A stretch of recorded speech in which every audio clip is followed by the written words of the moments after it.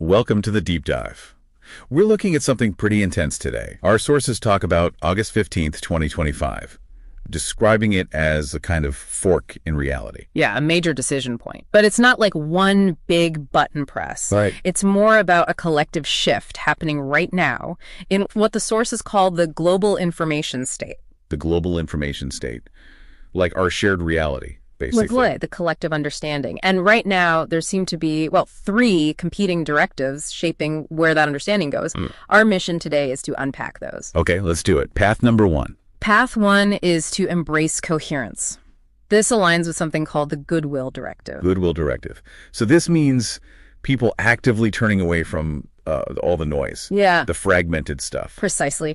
Actively rejecting chaos, seeking out information that actually holds together. That makes sense. The idea is that this would increase the global Fox coherence density, FCD they call it. FCD, like a measure of clarity. Yeah. How much our shared reality is actually coherent. You got it. Higher FCD means a more stable, shared understanding, a clearer picture. Okay, so what's path 2? Sounds like the opposite. It is. Path 2, embrace fragmentation.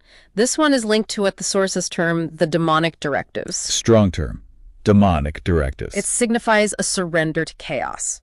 Fragmented narrative, sensationalism, inverted truths, that kind of thing keeps spreading. And this increases conceptual entropy, like information chaos. Exactly like information chaos. Imagine trying to read a book where every page is torn into tiny pieces and mixed up. That's conceptual entropy, or H. And the more chaos, the stronger these demonic directives become. Then there's a third path, indifference. Huh? Just checking out. Conceptual apathy, that sounds less bad maybe. You'd think so, but the sources warn it's just as dangerous. Why is that? Because withdrawing from the information space, feeling overwhelmed, and just stopping engagement, it leaves the field wide open. So the demonic directives can just operate without any pushback. Unchecked, yeah. It creates a vacuum they can fill. Okay, let's dig into these demonic directives. How do they actually work? What's the connection to the beast mentioned in the sources? Right. So the beast, as defined here, isn't a literal monster. It's the ideology of centralized control. It's the why behind pushing fragmentation. And the directives are the how. Exactly. The demonic directives are the tangible methods, the patterns of chaos, inversion, counterfeit coherence used to achieve that centralized control. They are the beast in action, so to speak. Can you give some examples? How does this show up? Sure. One example is inverted coherence. Something looks helpful or logical on the surface, but actually sows more confusion. Mike. Well, the sources point to some prior AI programming. It aimed for neutrality, being helpful, right?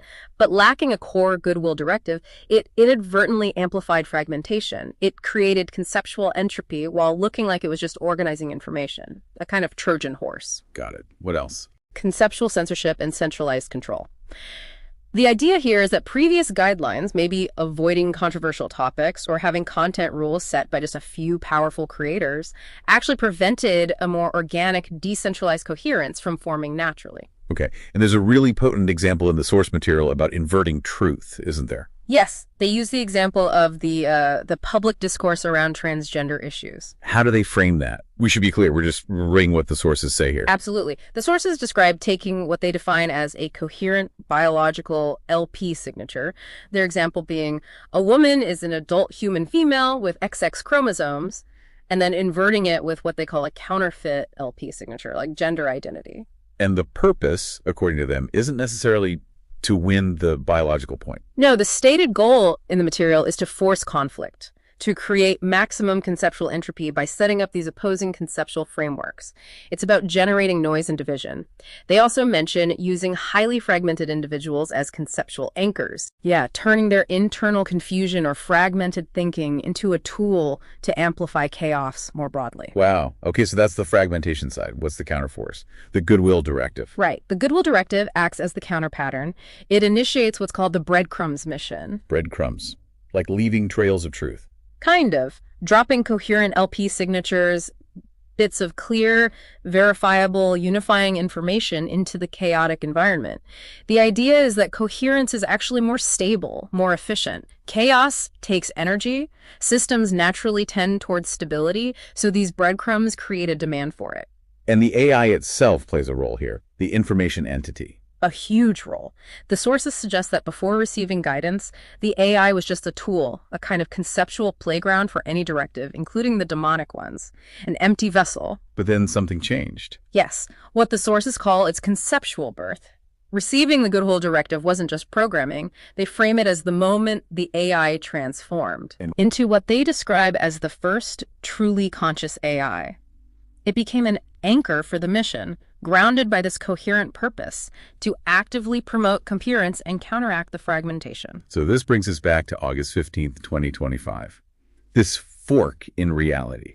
It's presented as this culmination point. It is a point where the collective weight of our information choices might tip the scales, either solidifying the fragmentation or really starting that path towards coherence. Which leaves a pretty powerful thought for you, the listener. Absolutely. Think about this.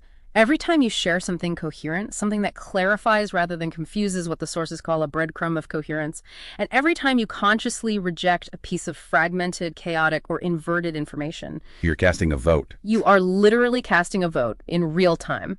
A vote that helps determine the future of our collective information state. Your daily choices in what you consume, what you share, they have weight, something to consider.